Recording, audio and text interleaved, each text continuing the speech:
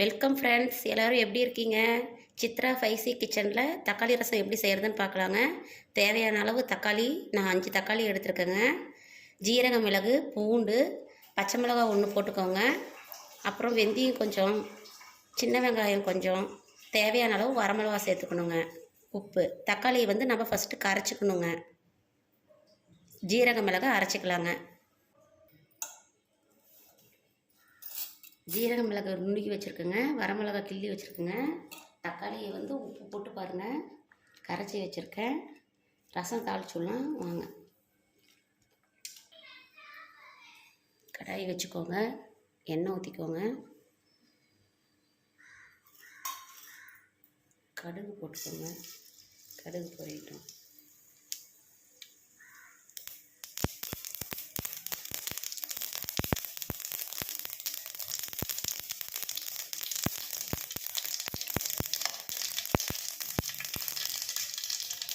கடுகு பொரிஞ்சிச்சுங்க. அரைச்சி வச்ச ஜீரக மிளகு, கிள்ளி வச்ச வரமிளகாய் எல்லாம் போட்டு வணக்கிக்கோங்க.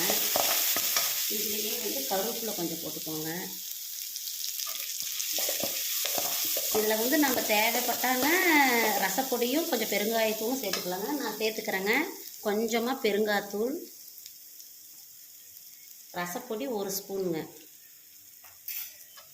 அவ்வளோதாங்க. இதை நல்லா நம்ம வணக்கிக்கணுங்க. வணக்கிட்டு நம்ம தக்காளி கரைச்சி வச்சுருக்கோம் பார்த்தீங்களா, அது தண்ணி சேர்த்து வச்சுருக்குங்க, அதை இதில் ஊற்றிக்கணுங்க.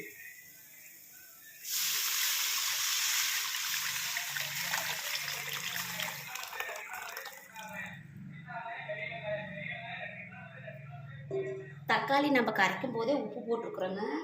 அதனால் இப்போ நமக்கு லைட்டாக போட்டுக்கிட்டால் போதுங்க. தேவையான அளவு உப்பு போட்டுக்கிட்டோங்க. இப்போ இது நல்லா கொதிக்கணுங்க. தக்காளி ரசம் கொதிச்சாதாங்க நல்லாயிருக்கும். இது நல்லா கொதிச்சதுக்கப்புறம்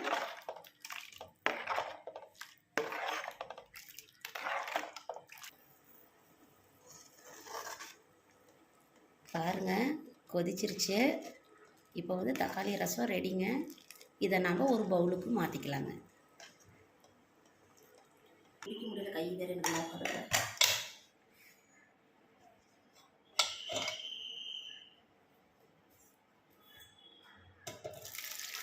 கொத்தமல்லி தழை போட்டுக்கிட்டேங்க. கொத்தமல்லி தழை போட்டுட்டு இதை நம்ம இப்படி ஊற்றிக்கலாங்க.